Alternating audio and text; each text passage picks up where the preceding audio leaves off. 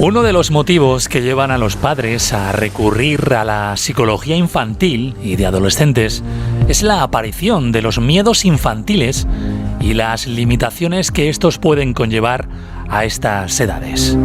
Es por ello que hoy, en nuestro espacio de salud, abordamos este tema de los miedos infantiles y conocemos más sobre cómo responder a ellos como adultos y a qué indicios debemos prestar atención para saber si debemos pedir ayuda psicológica. Hablamos de salud, hablamos de salud, hablamos de salud, hablamos de salud. Isabel Fernández, la psicóloga que cada martes nos brinda un tema importante para hablar.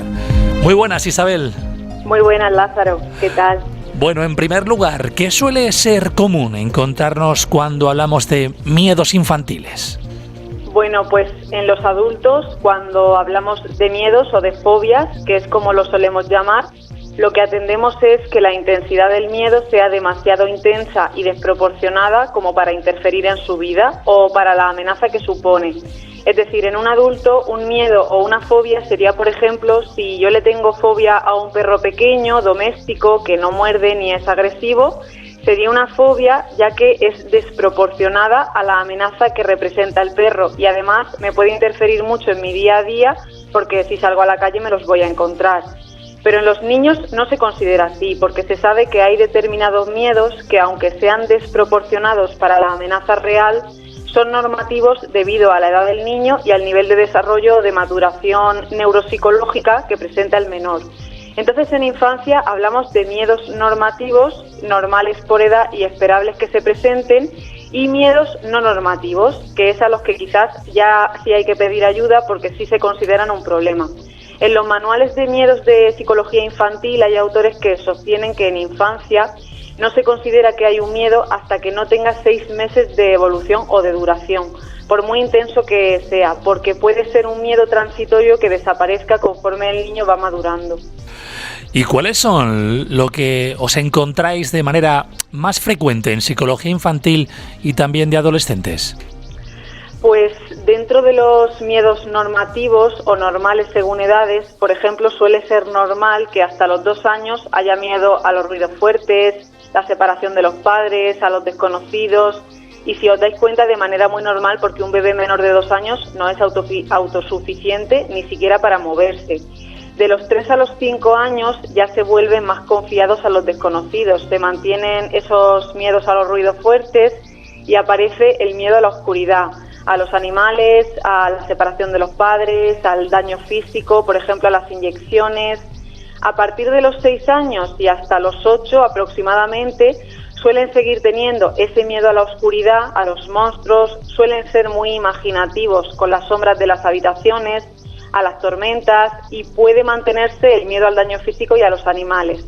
Luego de los 9 a los 12 años, junto con el mantenimiento del miedo a las tormentas, a los animales y al daño, aparece también el típico miedo al colegio, a los exámenes, a las evaluaciones escolares y a fracasar.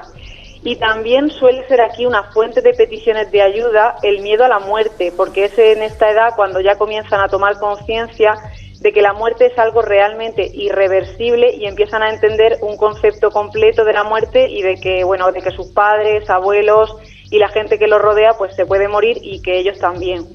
Y luego ya en la adolescencia, ya cuando pasamos de los 13 a los 18 años, puede seguir el miedo a los animales, en plan a las avispas y todo eso, a las tormentas fuertes, al daño físico, pero aquí entramos en la etapa donde el miedo por excelencia es el miedo social, a los demás, al instituto, a las relaciones sociales, a que me juzguen, a la apariencia física.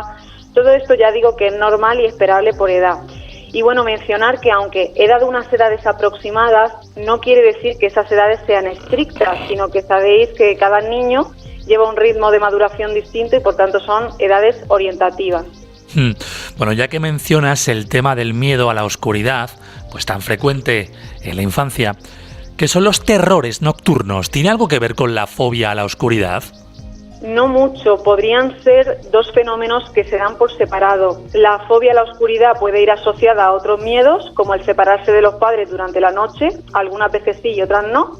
Y los terrores nocturnos son muy parecidos a las pesadillas, que en la infancia son totalmente normales, pero mucho más intensos y acompañados de bloqueo. El niño se queda bloqueado, ciertas taquicardias, y si lo despertamos vemos que se queda como confuso, como que no está del todo despierto. A diferencia de las pesadillas, en los terrores nocturnos el niño no suele recordar con detalle la historia de lo que ha soñado y suelen darse al principio de la noche, y las pesadillas más bien se dan en la segunda mitad, a partir de la segunda mitad. Además se dan entre los 4 y los 12 años y a veces pueden tener influencia de vivencias estresantes o de ansiedad en la vida del niño durante el día. Pero bueno, no tiene por qué haber fobia a la oscuridad para que haya un terror nocturno, no tiene nada que ver, son fenómenos distintos. Bueno, cuando hablamos de este tema, de los miedos infantiles, seguro que algunos pues hemos escuchado eso de que los miedos se heredan de padres a hijos. Por ejemplo, si nuestros padres tienen miedo a los insectos, nuestro miedo a los insectos pues puede ser una herencia. ¿Es cierto que esto se puede heredar o es más bien un mito? No, tal y como se cree, en plan herencia genética sería un mito. No hay ninguna transmisión genética de los miedos. Sí que es cierto que cuando un niño o un adolescente viene a consulta por miedo y evaluamos el caso y la familia, suele ver que hay más miembros de la familia o bien con ese mismo miedo o bien con otros miedos, pero no por genética, sino por aprendizaje. Es decir, si yo le tengo miedo a los perros, pues voy a manifestar mi miedo en 3 niveles, generalmente. A nivel físico, es decir, cuando vea el perro voy a sentir palpitaciones, temblor, falta de aire, sensación de agobio. Mi expresión facial va a ser seria, de miedo, ¿no? A nivel cognitivo o de pensamiento voy a pensar que me va a morder, que me está mirando, que viene a morderme, todo pensamientos negativos relacionados con ese miedo. O a nivel comportamental, no voy a tener un perro en casa, lógicamente como mascota, no voy a ir a la casa de nadie que tenga perro, o si voy le voy a pedir que lo encierre. También si voy por la calle y veo un perro voy a cambiar de acera, o si sé que mi vecina tiene un perro en su jardín, pues voy a rodear por la otra calle para no pasar por enfrente. Entonces, ¿qué ocurre? Que si yo tengo un hijo y desde que es bebé va palpando todas esas conductas, pues el miedo de manera adaptativa tiende a aprenderse, porque si mi madre o los adultos que me cuidan y me protegen desde bebé tienen miedo a algo, yo lo que me transmiten es que ese algo es peligroso y que yo también debo tenerle miedo, porque al final el miedo es una emoción que nos permite protegernos de posibles peligros, aunque aquí no sea proporcional a la amenaza y pueda ser totalmente irracional. Esto, si alguien lee sobre este tema, lo encontraréis, que se llama aprendizaje por modelado y se hace de manera inconsciente siempre. Luego, claro está que también el temperamento más inquieto o más sensible sí que nos puede predisponer a ser más sensibles a los miedos, y eso sí que se puede heredar, pero que yo sea más inquieta, si nadie me transmite el miedo, no quiere decir que luego lo desarrolle.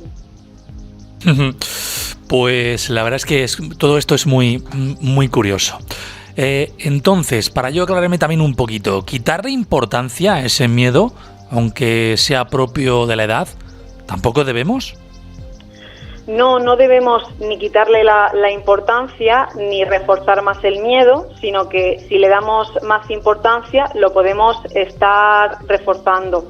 Pero tampoco quitarle importancia, porque el niño no va a dejar de tener miedo a algo porque le quitemos la importancia. Es decir, por entrar un poco a ver cómo debemos actuar los adultos ante esos miedos, si los miedos son muy intensos y ya causan mucho sufrimiento e interfieren en el día a día del niño, está claro que debemos pedir ayuda psicológica para que tanto los padres como a los niños nos den herramientas adecuadas para nuestro caso. Si de lo que hablamos es, por ejemplo, de cómo hacerle frente a estos miedos normales o normativos, por edad, pues debemos tener en cuenta algo que va un poco en contra de la creencia que me encuentro alguna vez. Es decir, muchas veces cuando, por ejemplo, nos encontramos un miedo normativo en un niño, como puede ser, por ejemplo, el miedo a la oscuridad, aproximadamente de los 3 a los 8 años. Algunos padres todavía creen que enfrentando al niño a eso se le va a pasar. Quizás derivado de la lógica de que cuando los adultos nos enfrentamos a algún miedo, por ejemplo el miedo a los perros, pues si lo hacemos bien, que en esto también hay matices, pues podemos llegar a habituar ese miedo. Pero en los niños no ocurre igual, porque en estas etapas puede que el miedo venga por una falta de madurez del niño. y aún no tenga herramientas para enfrentarse a ese miedo y poder gestionarlo, con lo que paradójicamente si lo enfrentamos antes de que el niño esté preparado, podemos incluso generarle una fobia y que luego en la etapa en la que ese miedo desaparecería solo por edad, pues se haya convertido en un problema crónico y ya no se vaya. De hecho, esta es una de las cosas por las que los padres vienen a pedir ayuda, ya cuando el niño tiene 13 o 14 años, de decir, es que sigue teniendo miedo a la oscuridad y suele ser por esto. Tenemos que entender que la seguridad que le demos a nuestros niños y el apego que les demos cuando ellos no tengan herramientas por sí solos es la seguridad que interiorizan y la que luego de adultos van a tener. Entonces, para que un niño se convierta en un adulto seguro, primero somos nosotros quienes tenemos que transmitirle esa seguridad. Bueno, pues una buena recomendación, ¿no?, para saber actuar los propios adultos, que hay que hacer un papel muy importante. Sí que también es importante, bueno, pues lo de quitarle importancia al miedo, ojito, tampoco debemos. Claro, es que en nuestra sociedad, digamos que tradicionalmente lo que hacemos es intentar quitarle miedo a la emoción para intentar, así como si le quito importancia es como que no existe, ¿no? Pero en los niños no van a dejar de tener miedo porque nosotros le quitemos importancia, sino que lo que va a pasar aquí es que no nos consideren como figuras disponibles para hablar cuando a ellos les pase algo. Entonces, lo que estamos consiguiendo es, no solo no le quitamos el miedo, sino que además es como que establecemos una barrera en la comunicación con el niño. Y luego así, pues creemos que hacemos a los niños más fuertes, pero en realidad lo que estamos haciendo es reprimir la expresión emocional y de cara a fortalezas en la adultez, en lugar de hacerlos más fuertes, porque no los estamos haciendo, lo que estamos haciendo es conseguir que se callen y que no nos acaben contando nada. Bueno, pues hoy hablar un tema del miedo infantil, los miedos infantiles, donde los padres aquí tenemos que aportar muchísimo y saber hacerlo, y qué mejor que sea una propia psicóloga, en este caso como cada martes con Isabel Fernández, que nos pueda abrir los ojos. Si tuviéramos que hablar de otro tema o de este mismo, hay muchas dudas, muchas preguntas. Isabel, para hablar contigo, ¿cómo lo podemos hacer? Pues como siempre nos encontramos en la consulta de psicología de Policlínica Cejín y también tenemos las redes sociales de Isabel Psicología para este tema o cualquiera que necesitéis consultar. Pues Isabel Fernández, hasta el martes que viene. Hasta el martes que viene, un saludo.